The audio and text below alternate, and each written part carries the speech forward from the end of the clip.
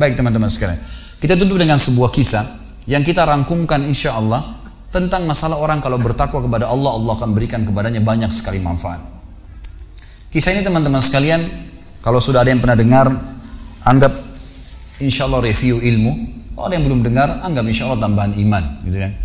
Kisah ini saya berikan nama dengan kisah sebuah terong. Ada seorang anak muda di Damaskus, di ibu kota Syria, di zaman tabi'in dulu. Pernah datang ke sebuah masjid namanya Masjid At-Taubah. Masjid At-Taubah ini zaman tabi'in ada. Ada seorang tabi'in masyhur di situ, tinggal jadi imam juga jadi alim, mengajar tiap hari. Anak muda ini datang lalu berkata, wahai imam, imam kalau kita kiai, wahai imam, saya datang dari luar Damaskus, ya, miskin, tidak punya apa-apa, tapi saya mau belajar agama. Boleh nggak saya numpang tinggal di masjid bersama anda? Saya bantu-bantu lalu saya hidup bersama anda, maksudnya makan minum bersama anda. Kata ya syekh itu, silahkan, nggak masalah. Tapi harus sabar, ya ikutin kehidupan saya, apa yang saya makan kau makan, apa yang saya minum kau minum. Kata anak muda ini, baiklah. Anak muda ini cerita, dia bilang setelah 3 bulan saya tinggal dengan syekh saya. Ternyata syekh saya ini orangnya sangat zuhud, luar biasa. Ada makanan makan, tidak ada makanan puasa. Dan hari ini sudah 3 hari kami puasa. Sahur dengan sebutir kurma segelas air, buka puasa juga begitu. Tapi ini sudah hari ketiga, syekh saya masih kuat, saya sudah tidak kuat lagi, dia bilang. Saking tidak kuatnya saya bungkukkan punggung saya, menekan perut saya supaya lapar saya hilang. Dalam keadaan begitu, syaitan datang menggacaukan pikiran saya sambil berkata, wahai anak muda, di benak saya terlintas, sekarang sudah halal buat kau mencuri makanan. Kalau kau tidak curi makanan, kau mau makan dari mana? Akan mati kelaparan. Minta sama gurumu, gurumu nggak punya. Minta-minta sama orang, gurumu larang, minta-minta sama orang. Sekarang kau curi makanan sepotong roti, yang penting tidak mati kelaparan. Dia bilang dalam kondisi saya berkecamuk pikiran syaitan begitu, saya berpikir mencuri makanan di rumah di sebelah masjid. Zaman dulu teman-teman sekalian, dinding masjid tidak seperti kita sekarang ada tembok. Jadi zaman dulu tuh bisa dari tanah liat, atau kalau mau kuat, batang kurma ditebang atasnya, ditebang akarnya, ditancapin, lalu didempet-dempetin. Jadi dinding yang kuat. Dan rumah orang sama masjid berdempetan dindingnya. Dia naiklah dinding masjid, dari belakang masjid dia naik mau mencuri makanan. Di rumah yang pertama dia mau masuk mencuri di sebelah masjid, itu dia lihat ada 3 perempuan yang tidak tutup auratnya, lagi nunun kulit domba. Dia alihkan pandangannya karena dia tahu yang bukan mahramnya haram untuk melihatnya. Dan itu bukan tujuannya, dia ingin cari makanan. Dia pindah ke rumah kedua. Waktu dia pindah ke rumah kedua, dia lihat dari atas rumah karena pakai pelapa-pelapa kurma, jadi kelihatan nggak ada orang, tapi ada bau masakan. Karena laparnya dia turun ke dalam, dia masuk ke dapur, ditemukan ada panci yang lagi dipakai masak dengan kayu bakar. Di dalamnya ada, waktu dia buka, air yang sedang direbus 2 buah terong yang sudah matang. Karena lapar sekali, diambil sama dia terong 1 lalu digigit. Sementara dia kunyah teman-teman sekalian, dia bilang, dia ceritakan dirinya, waktu saya sebentar kunyah dan sangat lapar, saya sudah buru-buru ingin menelannya, tapi tiba-tiba muncul ketakwaan saya pada Allah. Muncul ketakutan saya pada Allah, kepatuhan saya sama Allah. Lalu saya berkata dengan diri saya, subhanallah, syaitan berhasil membuat saya melakukan 3 dosa sekaligus. Yang pertama, masuk rumah orang tanpa izin, dosa. Yang kedua, mencuri, mengambil terong itu. Dan yang ketiga, saya sedang memakan makanan yang haram. 3 dosa sekaligus. Maka dia bilang, tidak mungkin Allah membuat saya mati kelaparan karena meninggalkan yang haram. Karena Nabinya Muhammad SAW sudah bersabda, man taraka sya'ni la abdalahu khairan min.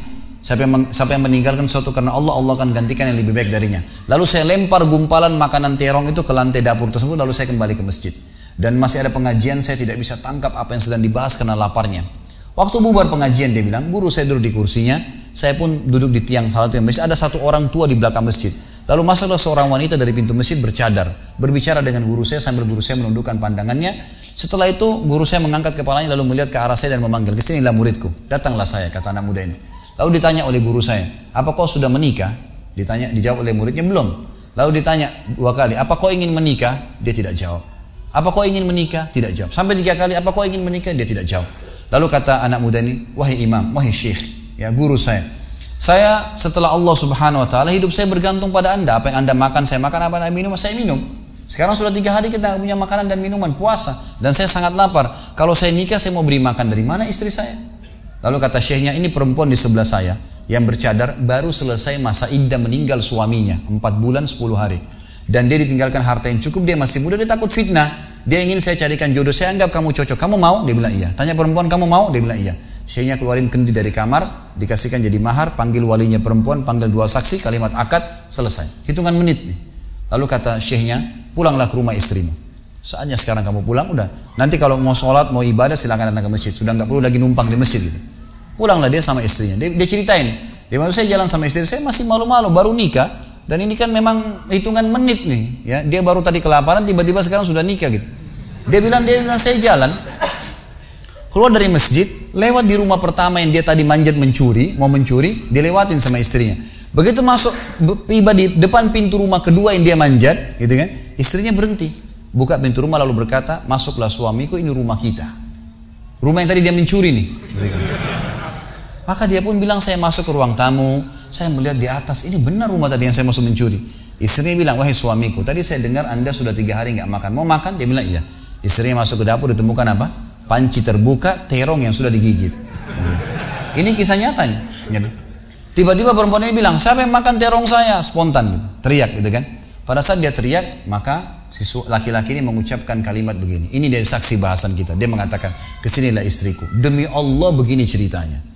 Kronologisnya, saya manjat, saya turun, saya lapar, saya makan, dan demi Allah sebelum saya telan karena saya takut sama Allah, saya lempar ke dapur, ke lantai dapurmu dan belum kering tuh, gitu kan?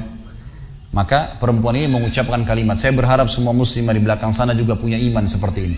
Kata para ulama, ucapan wanita ini perlu diukir dengan ukiran emas karena menandakan iman yang luar biasa. Kata dia, wahai suamiku, engkau meninggalkan segumpal makanan haram, Allah jadikan makanan itu, pancinya, rumahnya, pemilik rumahnya jadi milikmu sekarang.